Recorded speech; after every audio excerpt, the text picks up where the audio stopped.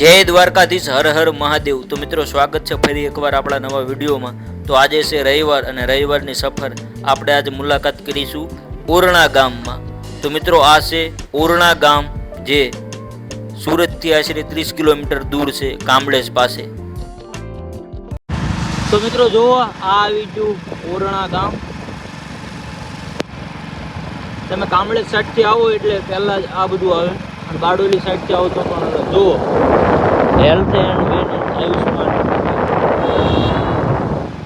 પછી અહીંયા છે પંચાયત ને એવું બધું છે એ જમાનાનું। જોવું પશુપાલનનું દવાખાનું, પછી જોવો અહીંયા બધી દુકાનો, ઓરણા અહીંયા સહકારી મંડળી, લાલ ટાંકી। તો ફાઇનલી મિત્રો આપણે પહોંચી ગયા ઓરણા ગામમાં। જુઓ ઓરણા ગામ એ સુરત જિલ્લાનું બારડોલી તાલુકાનું છે। આ ગામ પણ ઐતિહાસિક છે અને ખૂબ જ ટેકનોલોજીવાળું ગામ છે। તમે જુઓ અહીં સહકારી મંડળી છે, જો બાજુમાં બેંક પણ છે, અને આ રસ્તો છે એ રસ્તો આવે કામળેજ સાઈડથી, અને આ ગામનું મેન સર્કલ છે। જો અહીં લખ્યું છે ગલતેશ્વર મહાદેવ, અને આ સીધો રસ્તો બતાવે એ જાય છે સીધો બારડોલી, અને આ જાય સામપુરા, અને આપણા આ રસ્તેથી આવ્યા। જુઓ ઓરણા ગામ સહકારી મંડળી 1948માં સ્થાપના થઈ છે। સરસ મજાનું ગામ છે। જો સામે પાણીની ટાંકી છે સરસ મજાની, અને સામે જે મહાદેવનું મંદિર દેખાય એ પણ ઐતિહાસિક છે। તો આપણે મંદિરના દર્શન કરીશું અને તમને ગામ દેખાડું બહારથી થોડું। તો ચાલો જોડાયેલા રહેજો, ખૂબ જ મજા આવશે વિડીયોમાં। જો મિત્રો અહીંયા છે ને ખાસ ખમણી પણ બહુ વખણાય છે। જો ખમણી લખ્યું એ ખમણી ખાસ વખણાય છે। અહીં હોટલ પણ છે। જો તમારે પંજાબી ખાવું હોય તો હોટલ છે। આ પહેલાં બેંક આ જગ્યા પર, આ ખમણી,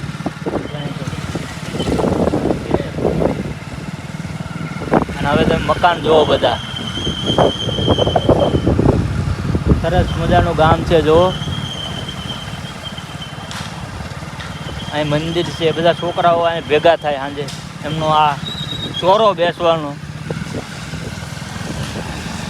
અને આ છે મેન રોડ જે બારડોલી તરફ જાય।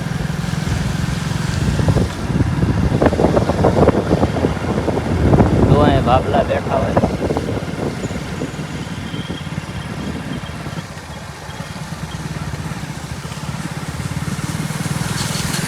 તો ચાલો મિત્રો હવે આપણે ગામમાં જઈએ। તો મિત્રો આ જોઈ શકો છો, આ છે ગામની મુખ્ય બજાર, અને આ જે 4 વ્હીલો પડી એ બધાના ઘર છે, અને આ ઘર કેવા વિશાળ હોય છે એ તમે જોઈ શકો છો।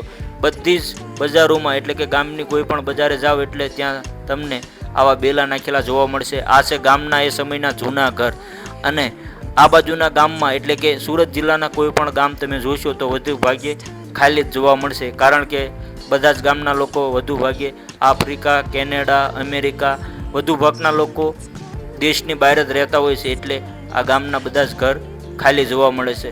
પણ ઘણા ખરા લોકો રહેતા પણ હોય છે। જોઈ શકો છો તમે સામે સરસ મજાનું મકાન છે। અહીંયા મુખ્ય વ્યવસાય એ ખેતી હોય છે, અને વધુ ભાગે લોકો શિક્ષણવાળા હોય છે, એટલે કે અહીંયા વિદેશમાં લોકો વધુ રહેતા હોવાથી પૈસાની કોઈ પણ તાણ ના હોય, અને વધુ ભાગે લોકો પટેલ જ હોય છે। તો તમે જોઈ શકો છો આ ગામમાં કોઈ પણ જાતનું તમને કચરો જોવા નહીં મળે, અને બધી જ જગ્યાએ રસ્તા એકદમ ચોખ્ખા અને ખુલ્લા હોય છે। તો મિત્રો આ ગામ એકદમ મસ્ત છે, તમે જોઈ શકો છો। અને ઝાડવા, ઘણા લોકો કમેન્ટ કરે છે કે ગામમાં ઝાડ નથી। તો મિત્રો મેન રોડ હોય ને ત્યાં ઝાડ હોય છે, પણ ઘણા ગામમાં ઝાડ હોય છે અને ઘણા ગામમાં નથી હોતા, પણ એકદમ બજાર મસ્ત હોય છે।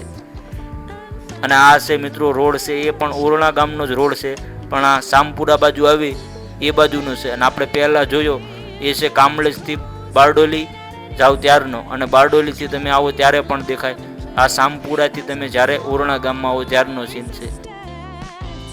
તો જુઓ મિત્રો, આ છે ઓરણા ગામની સ્કૂલ। જુઓ સ્કૂલ કેવડી છે। પટેલ રમણભાઈ એ સમયની અંદર એમને આ જમીન દાનમાં આપેલી। તો સરસ મજાની સ્કૂલ છે, રોડમાંથી જ છે। ઓરણા અને દિગ્ગજ ગામની વચ્ચે આ સ્કૂલ આવે છે, સરસ મજાની। તો મિત્રો હવે આપણે મહાદેવના દર્શન કરીશું। ગામ તમને દેખાડી દીધું। જો સરસ મજાનું મંદિર છે મહાદેવનું, ઐતિહાસિક મંદિર છે. જુઓ લખેલું છે 1984માં મંદિરની સ્થાપના થઈ અને આજે મહાદેવનું મંદિર છે એ સ્વયંભૂ શિવલિંગ છે. સરસ મજાનું મહાદેવનું મંદિર છે, તમને એના દર્શન કરાવું. જો એટલો ગેટ જોવો તમે, અને આખું ગામ છે અહીં વચ્ચે છે ચોકડી, અને આખું ગામ છે અને આ રસ્તો જાય છે સામપુરા. તો મિત્રો સરસ મજાનું મંદિર છે, આપણે હવે દર્શન કરવા જઈશું. જો કેટલું મસ્ત છે, બાજુમાં નાનકડું ગાર્ડન છે બંને સાઈડ. તો બસ આપણે દર્શન કરવી અને તમને આ મંદિરનો ઇતિહાસ કહું. આ મંદિર એક સ્વયંભૂ શિવલિંગ છે અને તાપી પુરાણમાં આનો ઉલ્લેખ છે. જો એટલું મસ્ત મંદિર છે. મહાદેવ મહાદેવ.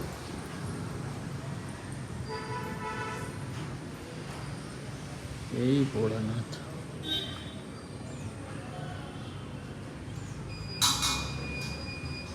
તો મિત્રો આ મંદિર છે એ ગામની આસ્થાઓનું કેન્દ્ર છે.